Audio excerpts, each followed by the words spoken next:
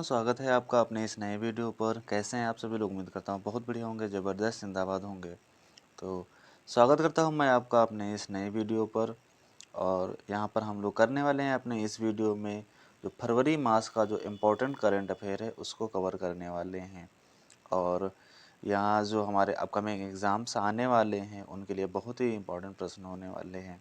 और जैसा कि हम लोगों को पता है कि करंट अफेयर एक ऐसा सब्जेक्ट होता है जो लगभग हर एग्ज़ाम्स के लिए ज़रूरी होता है। वहाँ से 4-5 नंबर के प्रश्न ज़रूर आते हैं। तो अपने इस वीडियो में हम लोग जो है ना संपूर्ण फरवरी मास के करंट अफेयर के जो महत्वपूर्ण प्रश्न हैं उनको कवर करेंगे। इसी प्रकार आने वाले वीडियो में भी मार्च और जनवरी जैसे जो है ना महीनों के भी करंट अफेयर को कवर कर रहे होंगे।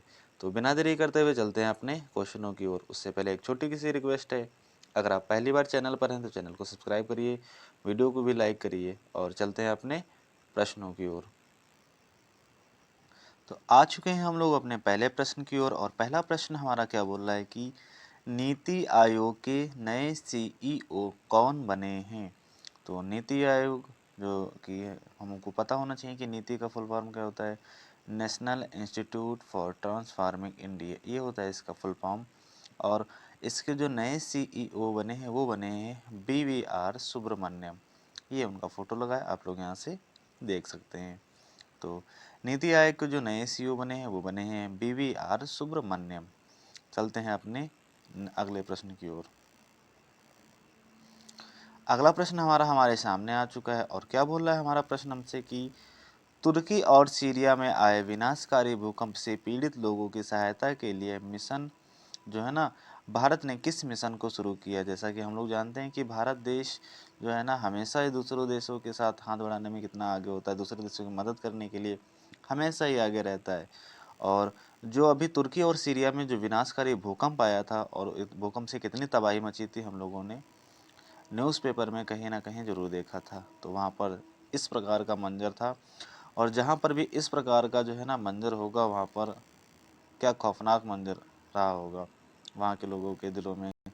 और यहाँ पर जो ना भारत ने कौन सा मिशन शुरू किया था, वो किया था ऑपरेशन दोस्त, यानी नरेंद्र मोदी जी ने ऑपरेशन दोस्त मिशन को लॉन्च किया था, जो कि तुर्की और सीरिया में आए भूकंप से लोगों के लिए मदद के लिए। और बढ़ते हैं अपने अगले प्रश्न की ओर। नया प्रश्न हमारे सामने आ चुका है और बोल रहा है कि भारत के नए औषधि महानियंत्रक यानी DCGL कौन बने हैं।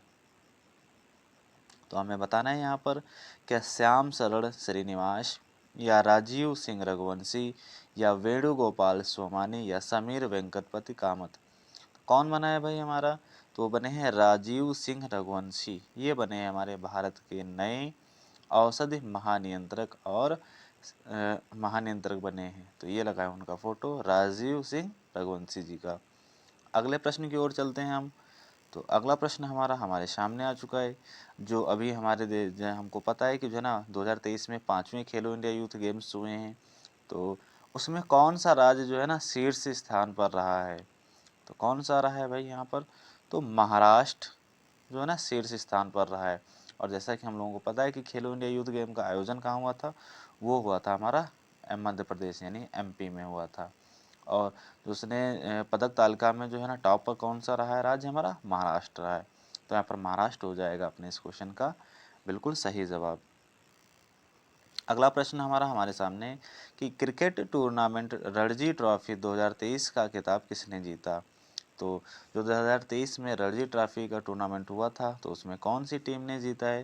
क्या पश्चिम बंगाल ने जीता है, सौराष्ट्र ने, कर्नाटक ने, मध्य प्रदेश ने? तो सौराष्ट्र ने जीता है। यहाँ पर आंसर नंबर हो जाएगा सेकेंड वाला सौराष्ट्र। रणजी ट्रॉफी जो है ना 2023 का खिताब। अगले प्रश्न की ओर चलते हैं। और अगला प्रश्न हमसे क्या बोल रहा है कि सेमीकंडक्टर और डिस्प्ले बनाने के लिए भारत का पहला सेमीकंडक्टर संयंत्र कहाँ खुलेगा। तो बताना है कि भारत का पहला सेमीकंडक्टर संयंत्र कहाँ खुलने वाला है। क्या कोयम्बटूर में खुलेगा या भोलेरा में या गुरुग्राम में या नोएडा में? तो ये हमारा धोलेरा में खुलने वाला है भारत का पहला सेमीकंडक्टर संयंत्र। और यहाँ पर हो जाएगा ऑप्शन नंबर भी हमारा धोलेरा। तो बढ़ते हैं अपने अगले प्रश्न की ओर। और अगला प्रश्न हमसे क्या बोल रहा है कि भारत का पहला राष्ट्रीय मेट्रो रेल ज्ञान केंद्र कहाँ बनाया जाएगा? तो बताना है यहाँ पर हमें, भारत का पहला रेल ज्ञान केंद्र कहाँ बनाया जाएगा? क्या हमारा कोलकाता में बनाया जाएगा, या फिर दिल्ली में बनाया जाएगा, या बेंगलुरु में, या हैदराबाद में? तो इसका जो राइट आंसर हो जाएगा वो हो जाएगा हमारा दिल्ली। तो दिल्ली में बनाया जाएगा भारत का पहला रेल ज्ञान केंद्र। अगले क्वेश्चन की ओर बढ़ते हैं और अगला प्रश्न हमसे क्या बोला है कि लगातार तीसरी बार आईसीसी महिला टी20 क्रिकेट विश्व कप 2023 का खिताब किस टीम ने जीता? तो बता देना है हमें यहाँ पर। तो जो जीता है वो किसने जीता था? वो ऑस्ट्रेलिया ने जीता है लगातार तीसरी बार टी20 वर्ल्ड कप का खिताब, और 2023 का खिताब भी उसी ने जीता है। तो यहाँ पर राइट आंसर हो जाएगा वो हो जाएगा हमारा ऑस्ट्रेलिया। बढ़ते हैं अपने अगले प्रश्न की ओर और अगला प्रश्न हमारा क्या बोला है हमसे कि भारतीय सेना के नए उप प्रमुख कौन बने हैं? ये हमारा अगला प्रश्न होने वाला है। तो कौन बने? सुचेंद्र कुमार बने हैं, या अजय कोचर बने हैं, या वीरेंद्र सिंह, या चंद्रवंशी पोनप्पा? कौन सा ऑप्शन होने वाला राइट हमारा? तो क्वेश्चन नंबर 9 का आंसर नंबर जो हो जाएगा वो हो जाएगा ए वाला, सुचेंद्र कुमार। ये बने हैं हमारे भारतीय सेना के नए उप प्रमुख। और प्रश्न कैसे लग रहे हैं एक बार ज़रूर बताइएगा आप लोग, और अपना रिस्पांस जो है ना कमेंट बॉक्स में ज़रूर दीजिएगा। बढ़ते हैं अपने अगले प्रश्न की ओर और अगला प्रश्न हमसे क्या बोला है हमारा, उसको भी देख लेते हैं। बांग्लादेश के नए जो राष्ट्रपति कौन बना है? तो अभी रिसेंटली में बांग्लादेश के जो है ना राष्ट्रपति नए बने हैं, और कौन बना है बताना है हमें।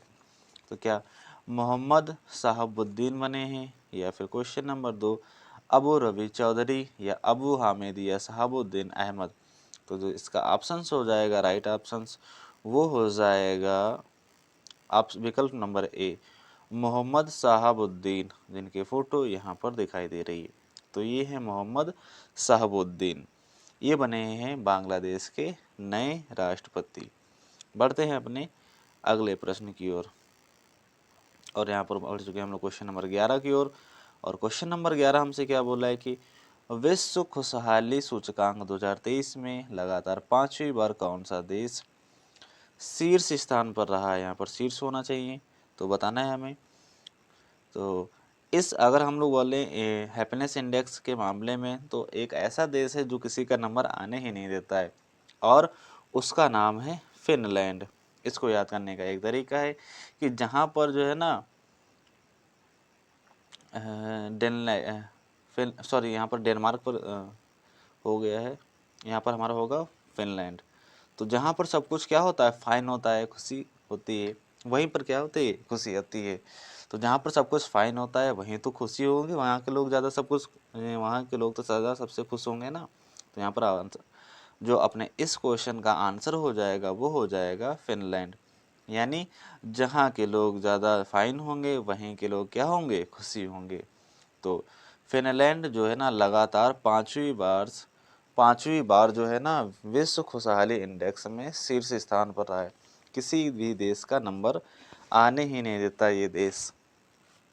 अपने अगले प्रश्न की ओर बढ़ते हैं हम लोग और अगला प्रश्न हमसे क्या बोला है कि केंद्रीय मंत्री यानी केंद्रीय गृह मंत्री कौन है? वो तो पता है हमें, क्वेश्चन ऐसे भी पूछा जा सकता है कि केंद्रीय गृह मंत्री कौन है। तो केंद्रीय गृह मंत्री हमारे अमित शाह हैं। उन्होंने किस राज्य की पुलिस को असाधारण सेवा के लिए प्रेसिडेंट कलर प्रदान किया है, यानी पुरस्कार प्रदान किया है, वो भी प्रेसिडेंट ऑफ द कलर का? तो किस राज्य की पुलिस को प्रदान किया है बताना है यहाँ पर। क्या आंध्र प्रदेश की सरकार को किया है, या फिर हरियाणा, या फिर मध्य प्रदेश, या और तेलंगाना? तो किस देश की? तो यहाँ पर ऑप्शंस जो हो जाएगा अपने इस क्वेश्चन का सही वाला वो हो जाएगा हरियाणा। तो हरियाणा की पुलिस को प्रदान किया गया प्रेसिडेंट ऑफ द कलर का।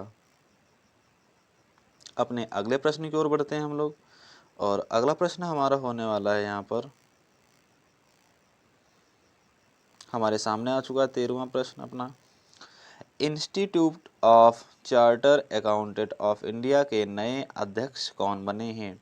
बताना है यहाँ पर अरुण कुमार मिश्रा बने हैं, या वीरेंद्र कुमार तिवारी, या सुंदरम राममूर्ति, या अनिकेत सुनील तलाटी या तलाटी बने हैं।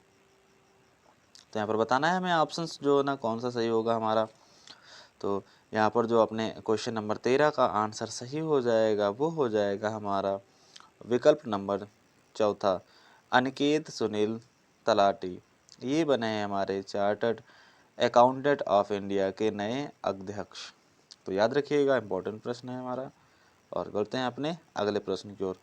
अगला प्रश्न हमारे सामने आ चुका है कि अपने फैसलों के क्षेत्रीय भाषा मलयालम में प्रकाशित करने वाला भारत का पहला हाई कोर्ट कौन सा है।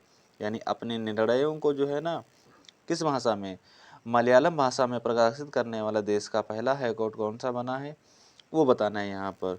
तो ये हाई कोर्ट से है हमारा, तो बताना है ये यानी कौन से राज्य का हाई कोर्ट है। क्या तमिल राज्य का है, ये केरल का है, या आंध्र प्रदेश या कर्नाटक का है। तो बताना है हमें यहाँ पर। तो जो राइट आंसर है वो हमारा Kerala high court. Kerala high court ने जो है ना निर्णय लिया है कि वह अपने सारे फैसले अब जो है ना मलयालम भाषा में भी प्रकाशित करेगा। तो यहाँ पर राइट आंसर हो जाएगा केरल हाई कोर्ट। बढ़ते हैं अपने अगले प्रश्न की ओर।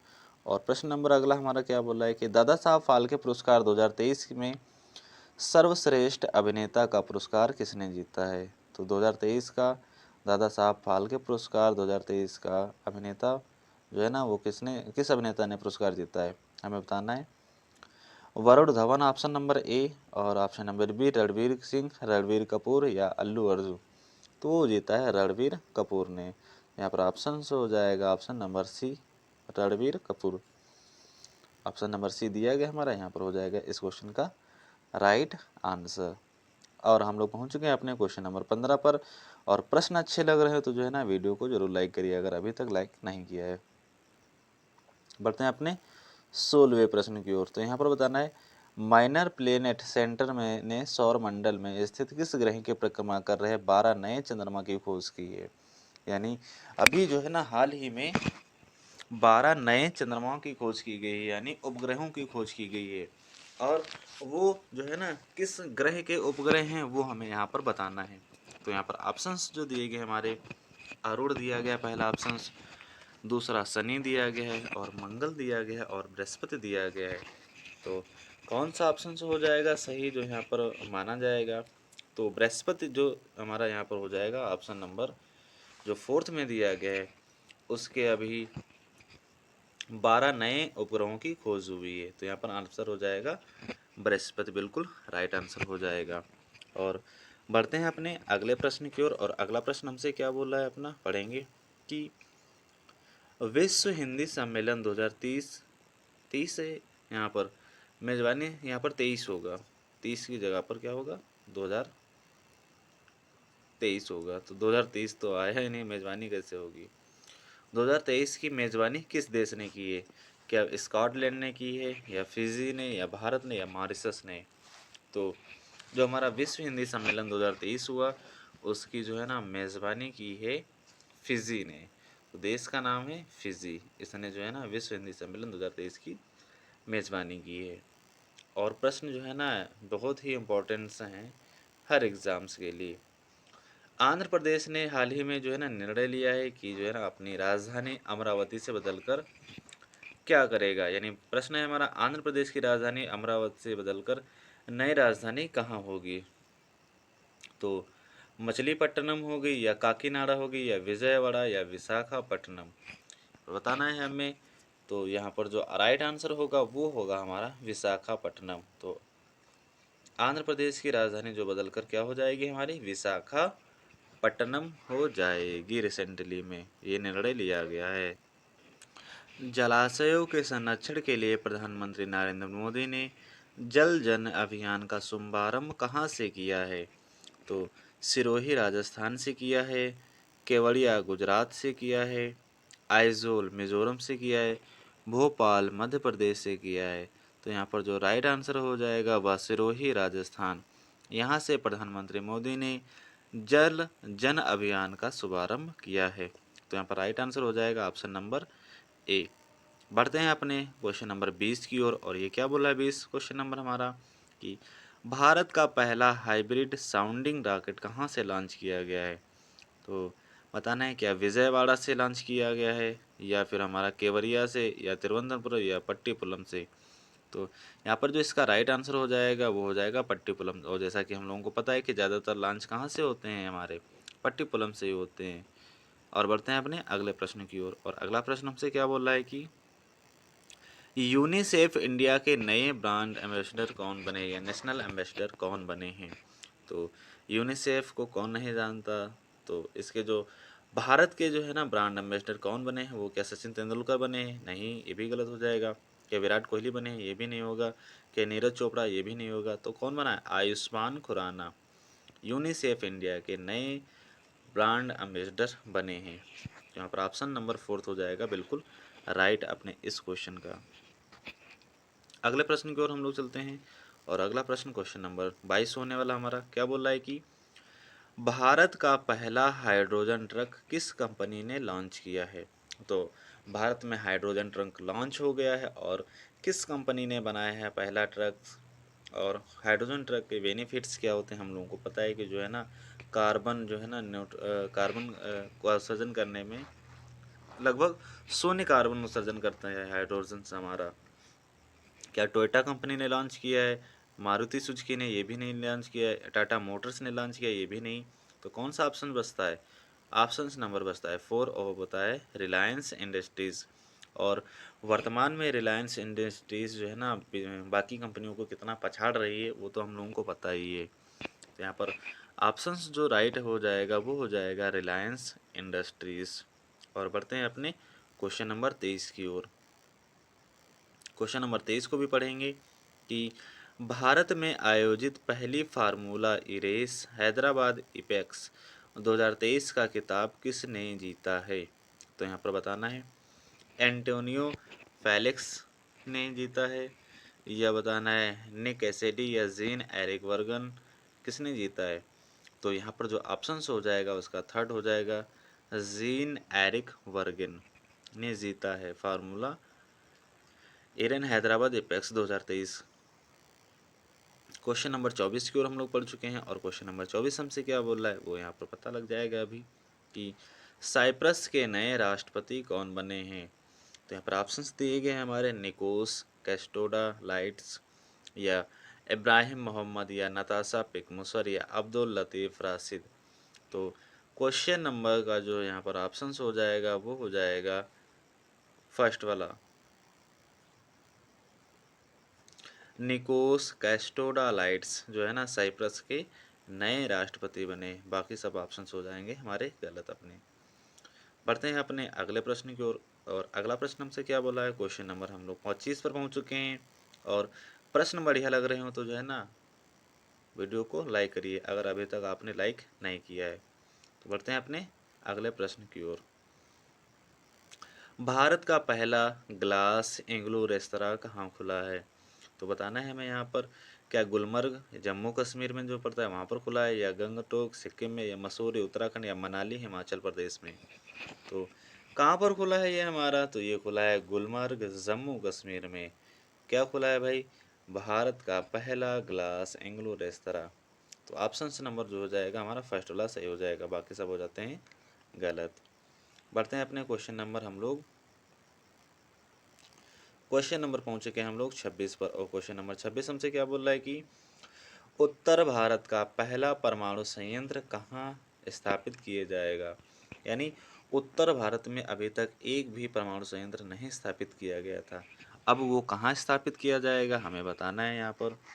तो जो अपने इस प्रश्न का उत्तर हो जाएगा वो हो जाएगा गोरखपुर यानी हरियाणा में स्थापित किया जाएगा उत्तर भारत का पहला परमाणु संयंत्र। तो यहाँ पर ऑप्शन नंबर ए सही हो जाता है। ना संगरूर पंजाब भी नहीं होगा, ना नोएडा उत्तर प्रदेश होगा, सोनल हिमाचल प्रदेश भी नहीं होगा। बढ़ते हैं अपने अगले प्रश्न की ओर। और अगला प्रश्न हमसे क्या बोल रहा है कि द्विवार्षिक प्रशिक्षण अभ्यास जो है ना 10 तारीख, यहाँ पर 10 तारीख हो गया, हो जाएगा यहाँ पर 10 तारीख। जो 10 तारीख युद्ध अभ्यास होता है वह भारत और किस देश के बीच में होता है बताना है यहाँ पर हमें। क्या उज्बेकिस्तान के बीच में होता है, या वियतनाम, या इंडोनेशिया, या कजाकिस्तान? तो दस्तलिक जो होता है ना, वो होता है हमारा भारत व उज्बेकिस्तान के बीच में, जो है ना द्विवार्षिक प्रशिक्षण अभ्यास है, जो भारत व उज्बेकिस्तान के बीच में होता है। याद रखना है, इम्पोर्टेंट प्रश्न है परीक्षा की दृष्टि से। अगला प्रश्न हमारा है कि 2000 हरित ब्रांड जारी करने वाला भारत का पहला शहरी निकाय कौन सा बना है? तो ऐसा भारत का शहरी निकाय जो हरित ब्रांड जारी करता है वो कौन सा शहर बना है हमारा, यहाँ पर बताना है। क्या जयपुर बना है? ये हमारा ऑप्शन से गलत हो जाएगा। या मुंबई, या दिल्ली, ये भी गलत हो जाएगा। वो कौन बना है हमारा? इंदौर।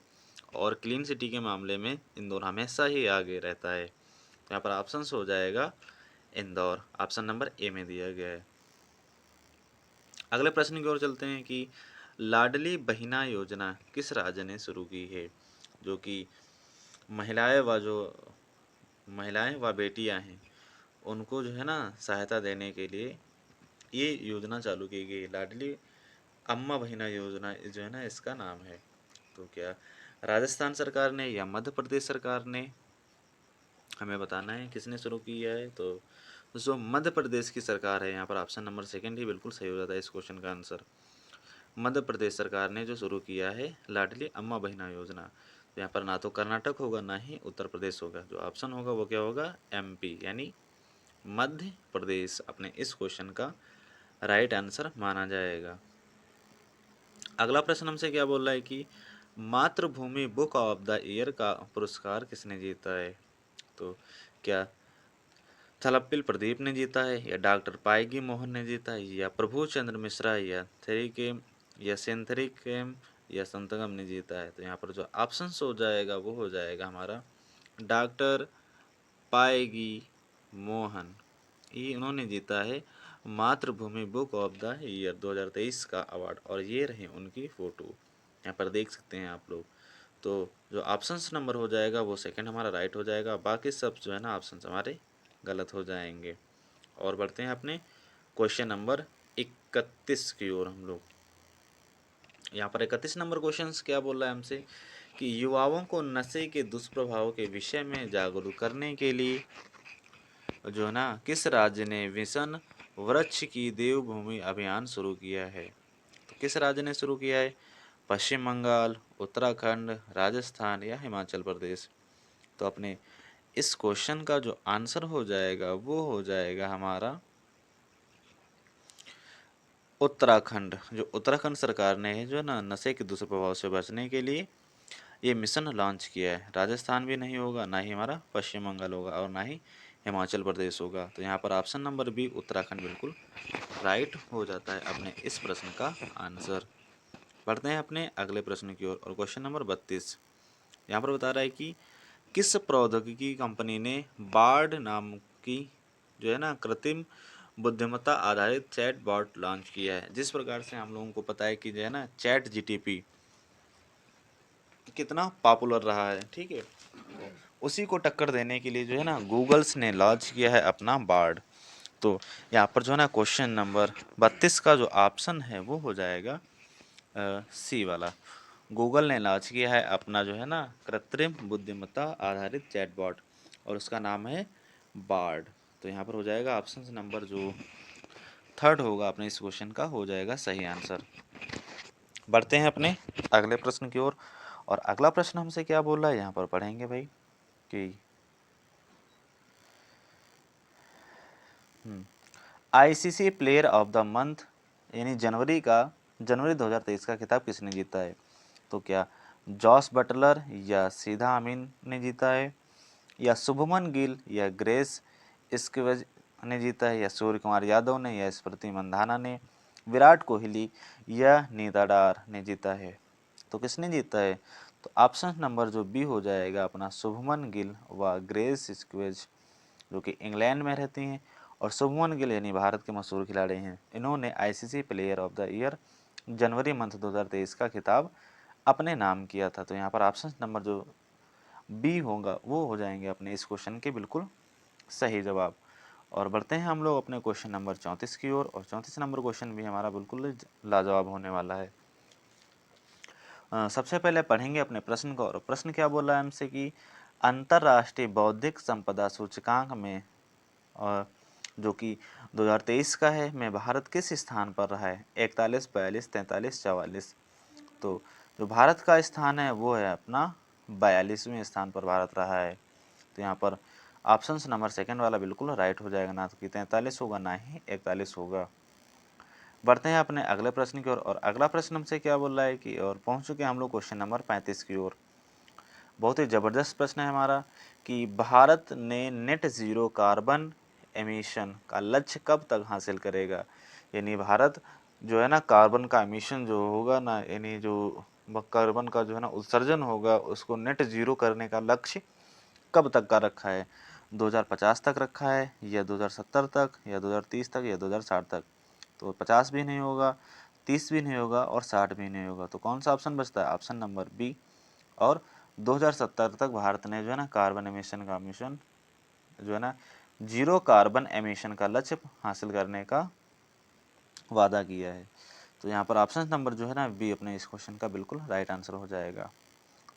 क्वेश्चन नंबर 36 की ओर हम लोग आ चुके हैं, और क्वेश्चन नंबर 36 हमसे क्या बोल रहा है कि हरित हाइड्रोजन मिशन के लिए कितने रुपए की राशि व्यय की गई है?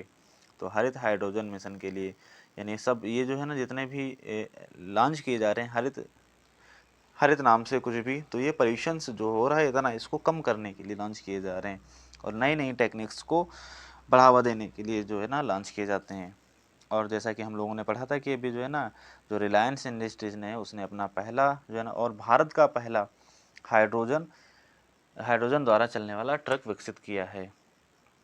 तो यहाँ पर भी बात करेंगे तो कितने रुपए की राशि व्यय की गई है, यहाँ पर हो जाएगा अपने इस क्वेश्चन का आंसर तो 19,700 करोड़, या 19,000 करोड़, या 19,500 करोड़, या 20,700 करोड़। तो इसका ऑप्शन नंबर ए जो 19,700 करोड़ रुपया हरित हाइड्रोजन मिशन के लिए इतनी राशि का व्यय किया गया है, यानी ये योजना है हमारे, इतना रुपये इस प्रोजेक्ट पर ख़त्म होने हैं। और बढ़ते हैं अपने अगले प्रश्न की ओर। अगला प्रश्न हमसे क्या बोल रहा है कि हाल ही में भारत और अमेरिका के बीच 2+2 वार्ता किस शहर में हुई थी? तो जैसा कि हम लोगों को पता है कि भारत और अमेरिका 2+2 वार्ता करते हैं, और 2+2 वार्ता का मतलब क्या होता है?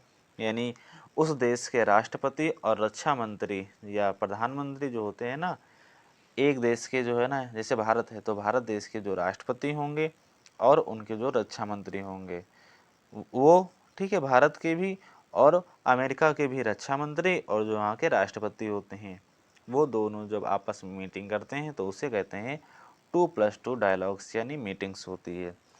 तो अभी जो हाल ही में हुई है 2+2 वार्ता, वो किस किस देश ने की है? वह की है वार्ता जो है ना, यहाँ पर जब देख लेते हैं तो कहाँ हुई है वार्ता, ये हमें बताना है क्वेश्चन। तो वो हुई थी वाशिंगटन डीसी में, यानी अमेरिका में ही हुई थी ये मीटिंग्स हमारी जो हाल ही में हुई थी। बढ़ते हैं अपने अगले प्रश्न की ओर, और यहाँ पर पहुँच चुके हैं हम लोग अपने क्वेश्चन नंबर 38 की ओर। और क्वेश्चन नंबर 38 हमारा हमसे क्या बोल रहा है कि यूनेस्को शांति पुरस्कार 2022 का अवार्ड किसने जीता था? तो क्या पुतिन ने जीता है, या आनाल्दे ने जीता है, या एंजेला मर्केल ने जीता है, या नरेंद्र मोदी ने जीता है? तो यूनेस्को शांति पुरस्कार 2022 का अवार्ड किसने जीता था? तो ये जीता था या जीता है एंजेला मर्केल ने। यहाँ पर ये दिख रही है हमको एंजेला मर्केल। तो अपने इस क्वेश्चन का जो आंसर हो जाएगा वो हो जाएगा सी, ना ही हमारा पुतिन होगा ना ही आनाल्दे होगा। बढ़ते हैं अपने अगले प्रश्न की ओर, और क्वेश्चन नंबर हमारा 39 यहाँ पर आ चुका है। क्या बोल रहा है कि प्रधानमंत्री नरेंद्र मोदी ने Homi Jahangir Bhabha cancer hospital and research centre का उद्घाटन कहाँ किया है? तो ये बताना है अपने इस क्वेश्चन का आंसर। क्या मोहाली में किया है, रांची, पटना, लखनऊ? तो ऑप्शन नंबर हो जाएगा अपने इस क्वेश्चन का सही वाला, वो हो जाएगा अपना मोहाली। ये राइट आंसर है, ना ही रांची होगा, ना ही पटना होगा, ना ही लखनऊ होगा। तो मोहाली इसका होगा अपने इस क्वेश्चन का राइट आंसर। बढ़ते हैं अपने अगले प्रश्न की ओर, और अगला प्रश्न हमारा क्या बोला है हमसे? अगला प्रश्न क्या बोला हमसे जो यहाँ पर दिया गया है, और क्वेश्चन नंबर 40 है हमारा कि करीब 1,000 साल पुराने अनंग ताल को केंद्र सरकार ने महामार्ग राष्ट्रीय महामार्ग घोषित किया है। ठीक है, यहाँ पर यह किस राज्य में जो है ना स्थित है, हमें बताना है। तो राष्ट्रीय स्मारक घोषित हुआ है अनंगताल को, और यह किस राज्य में स्थित है, तो ये अनंगताल जो झील है एक, और ये स्थित है हमारी दिल्ली में। इसको जो है ना राष्ट्रीय स्मारक का जो है ना राजमार्ग, महाराजमार्ग घोषित किया गया है, और ये स्थित है हमारा दिल्ली में। तो यहाँ पर राइट आंसर हो जाएगा ऑप्शन नंबर 4, ना तो उत्तर प्रदेश, ना ही मध्य प्रदेश, और ना ही उत्तराखंड। और इस प्रकार से जो है ना अपने यहाँ पर टॉप 40 क्वेश्चन जो है ना समाप्त होते हैं अपने इस वीडियो में। और ऐसे ही प्रश्नों के लिए जो है ना हम अपने अगले वीडियो में बात करेंगे। और प्रश्न कैसे लगे और लाजवाब ही बताइएगा आप लोग कमेंट बॉक्स में। उम्मीद करता हूँ कि जो है ना बहुत ही लाजवाब प्रश्न होंगे ये 40, जो भी किसी भी परीक्षा में पार लगाने के लिए काफ़ी है। और मिलते हैं अगले वीडियो में ऐसे प्रश्नों के लिए। अगर आपने अभी तक चैनल को सब्सक्राइब